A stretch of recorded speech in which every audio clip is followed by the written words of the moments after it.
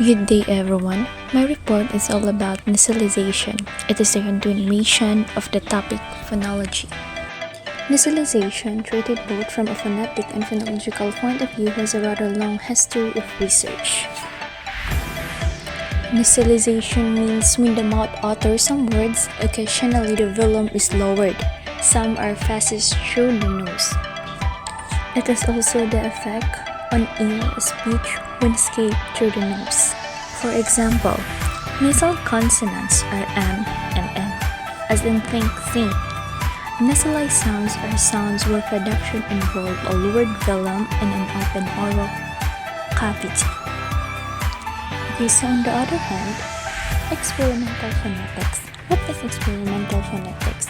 It refers to the branch of general phonetics, which involves the study of sound and other speeches of it. The three areas of experimental phonetics: stress and respiratory activity, the nature of vowel quality, units in the perception and production of sound.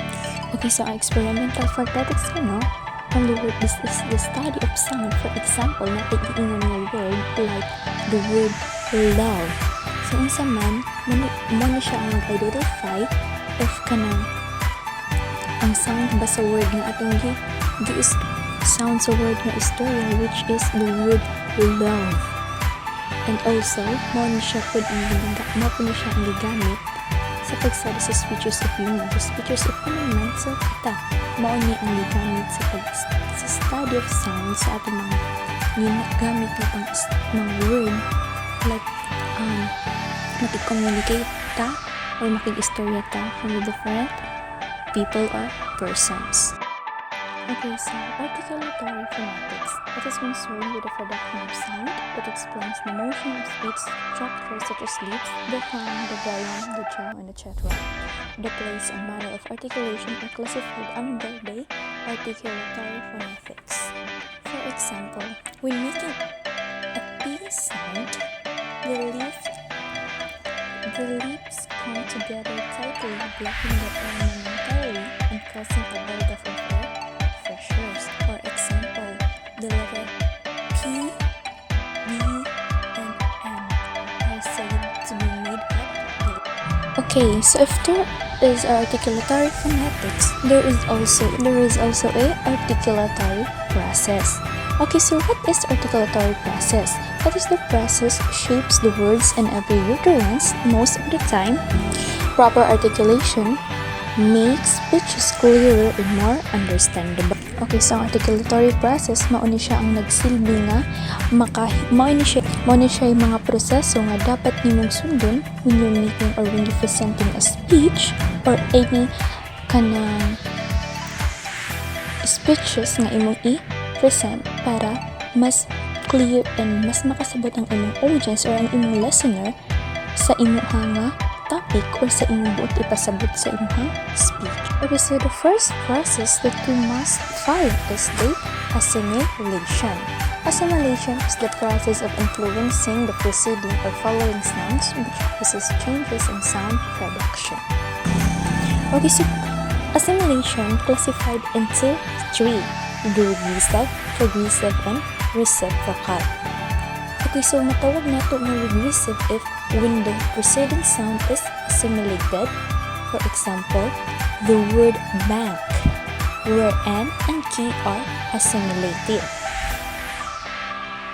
While assimilation is progressive when the succeeding sound is assimilated, such as in the words crumb or recess. The change of the sound D is triggered by the sound of E. Assimilation also is reciprocal if the influence of two sounds is mutual. For instance, the word what or vid. Okay, so the next process is the deletion. It is the process of dropping or eliding specific sound. In deletion, there are four types.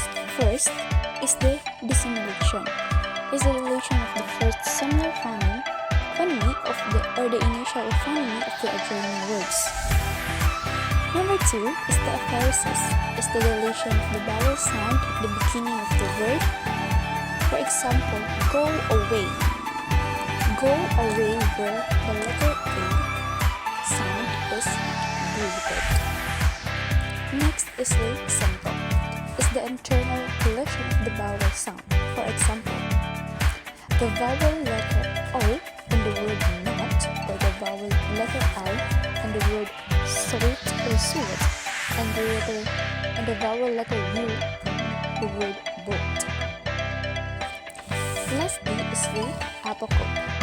Is the deletion of the final vowel sound, such as E, and the word lakaste or pose. You see, the third process is the weakening or the elimination. It is mean that is the eliding of the weak phonetic or the weakening of the weak consonants. For example, the word Latin is a phonological process of weakening whereby the voiceless alveolar stop consonant phoneme, which is the letter T, is pronounced as the voiced alveolar lot with the vowel letter R. The next process is the insertion of ephenthesis. It is the process of inserting sounds when an insertion is done at the beginning of the word called a prosthesis. It is from the word insertion or ephenthesis. Processing ko sa inserting sounds. So, ano siya magamit ng tawag mga letter na pwede natin ika-insert. For example, sa mga word na makakonect po siya ang sounds na related na po gamit particular na word na ating gamit. Ano siya insertion or ephenthesis. Here's the example of insertion. The addition of an I letter before the T and the speciality is an example that the pronunciation of certain cherry as cherry is a result of ephenthesis. Ano siya ang example sa insertion or ephenthesis. The next process is the metathesis. It is the process of recording of phonemes. An example is that phonological metathesis occurs when two adjacent sounds switch places. For example, pronouncing the word cost.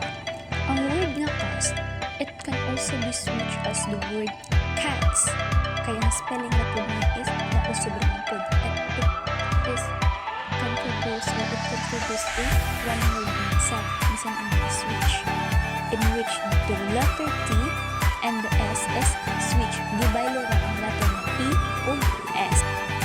Okay, so the next process is the lengthening. It is the process of switching the sounds of some phonemes where some sounds become long as a result of sound loss. Okay, so one of the examples of lengthening are the vowel sound word with the letter A. For example, the word lake. We can pronounce it as lake, bake, snake, and the word cake. So, ano siya isa sa mga examples of lengthening.